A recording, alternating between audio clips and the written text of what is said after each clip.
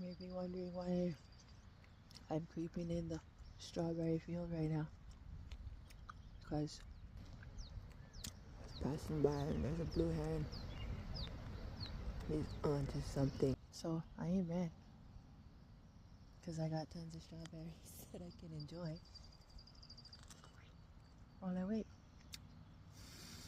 Oh yeah. Oh yeah, he got it. Oh yes. Oh, swallowed. It's still moving in his neck. Damn, that was worth the wait. Earth is so lit. Thanks for eating that gulper, Mr. Heron. Have a good day.